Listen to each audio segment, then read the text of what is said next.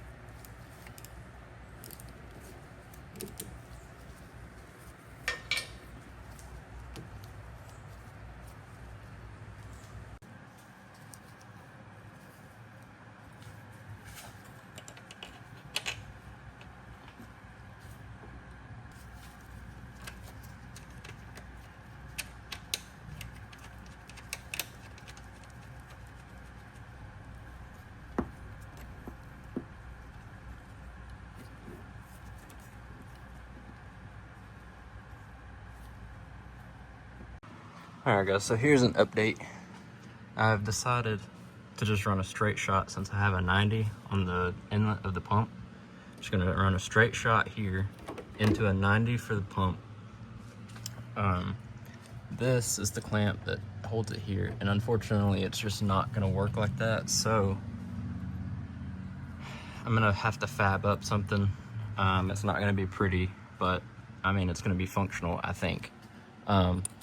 Basically I'm just gonna take this, I'm gonna bolt that in the place of that, and then I'm gonna put a hole in the other side for the fuel pump to actually bolt to.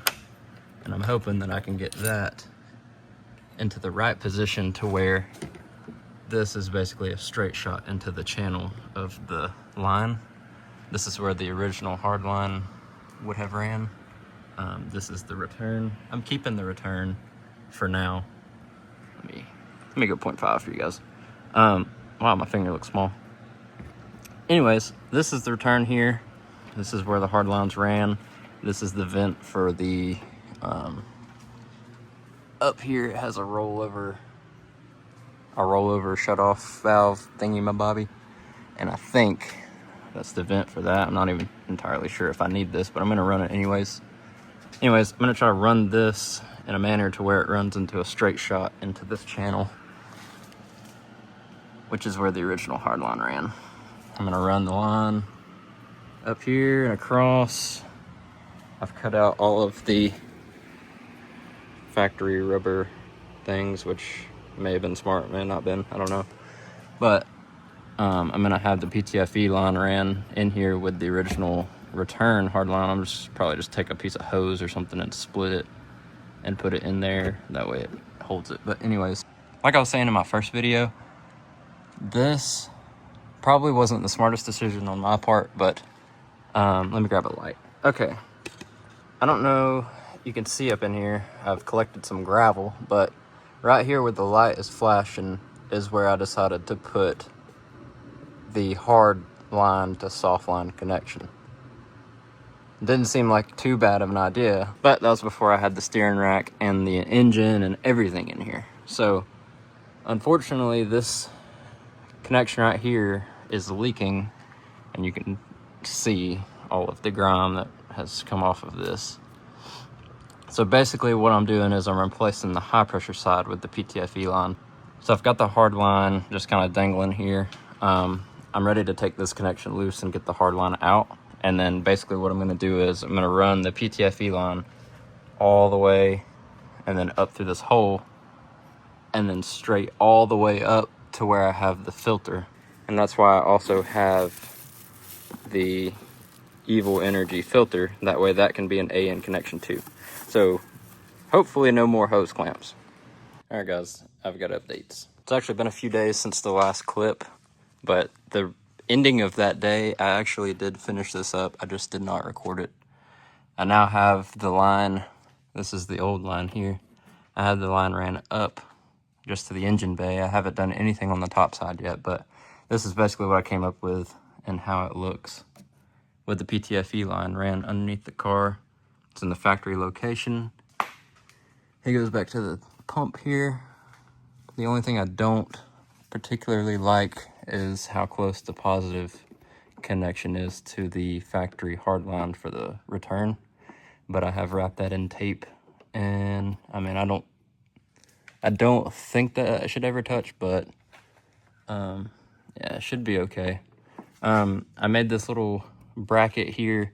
This is the factory stud for the fuel pump to hang from, and I just found this piece of scrap.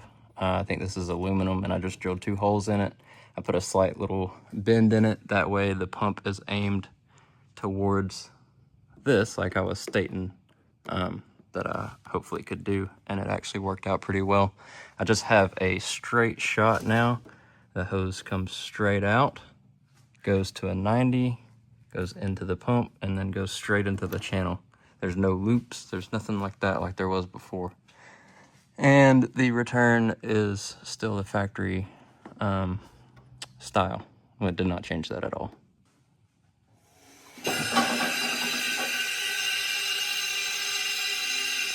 So this is the current setup that we whipped up just to get this thing going. It just has this piece of aluminum bent, just kind of on a J with the factory Mark III fuel filter here. The fuel line runs up into this, and I've double clamped this side because it came loose. Comes out under the air filter, loops around, comes up, and then into the feed, which I've also had to double clamp. And this is the PTFE line that I've just kind of shot up here. I'm not exactly sure how tight this stuff can bend, and I don't know if I can do a loop how I have here. I may take this intake off and see if I can mount it down, maybe down here somewhere. That way it can run up. These are the factory clips here for the fuel line, so maybe I can just run it like that. I don't know, we'll see whenever I start digging into it.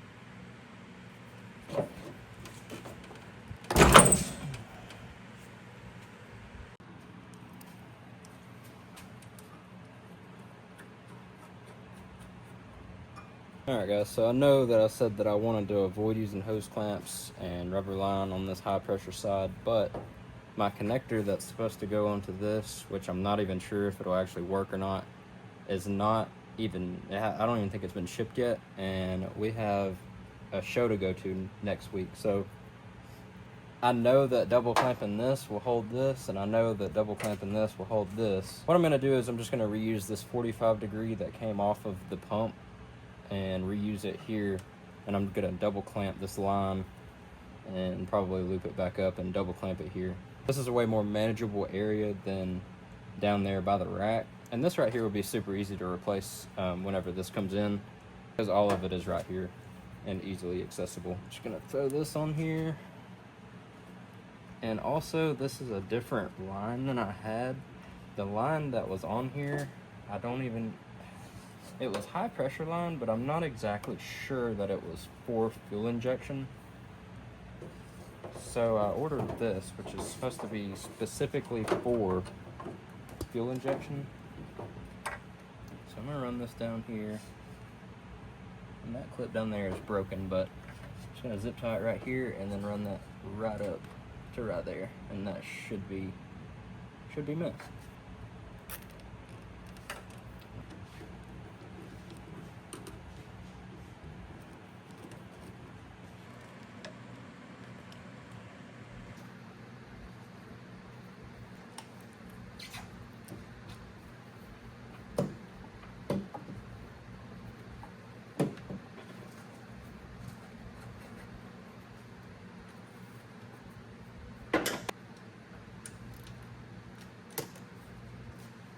Alright guys, so this is the finished or not so finished outcome.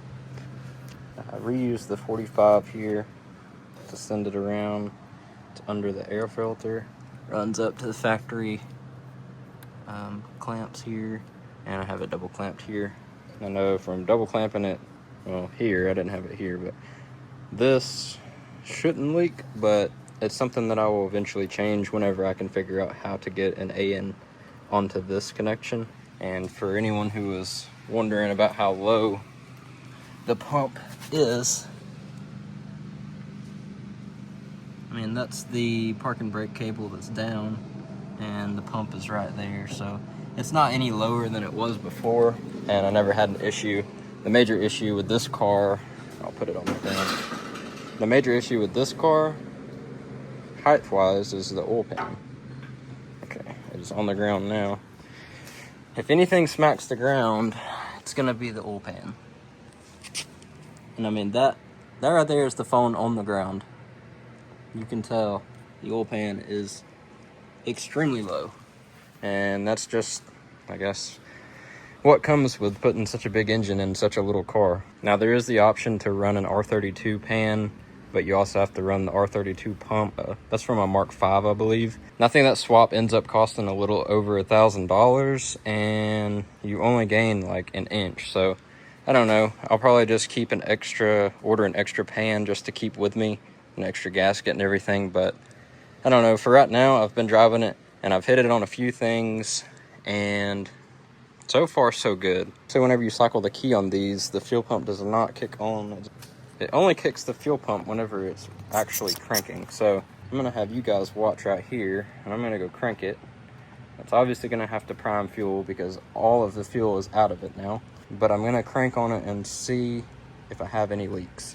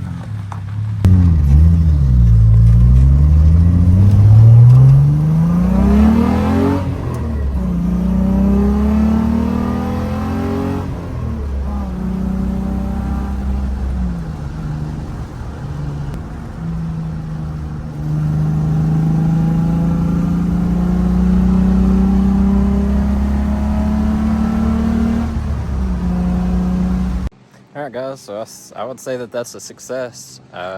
First trip, no fuel leaks, everything is bone dry. Super happy with how everything came out. I was already skeptical about this connection here, so I mean, this right here is not the worst.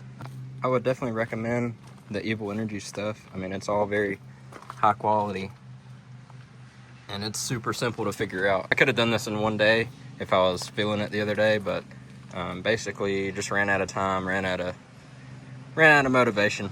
I have been working on the square body. I'll give you a little sneak peek of it because I don't know when the video of this is going to come out. Probably whenever I actually paint it, but this is the stage that it's at right now. We've got some high build on here, and this was the main issue area, and I'm actually pretty happy with that.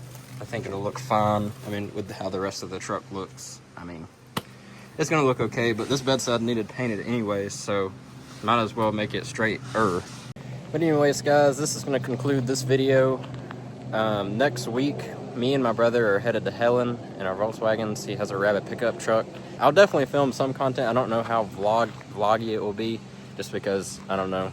It's one thing to talk to the camera at my own house, but talking to a camera in front of, you know, people that are at a show, I don't know. I may get to that point eventually, but anyways, I appreciate you guys watching. I appreciate that comment on the last video of recommending the Evil Energy stuff. I'm very, very thankful for that because I had no idea that that stuff was so inexpensive. I mean, even if it was a little bit more, I would have paid it because the peace of mind of the fuel system is definitely huge thing. This truck is definitely going to be having a full high pressure and return. If you guys are enjoying what you're seeing, square body, Volkswagen stuff, maybe even GMC stuff, consider hitting the subscribe button. Like I said in the last video, I'm mainly doing this for me, just so I can look back and see what I'm doing, but I figured some of my TikToks have actually inspired people to get out and wrench on their own stuff. So yeah, maybe that will be the case for you, maybe not. All right, I will catch you guys on the next video, which should be of the square body or should be of coverage in Helen. But anyways, yep, see you in the next one. Peace.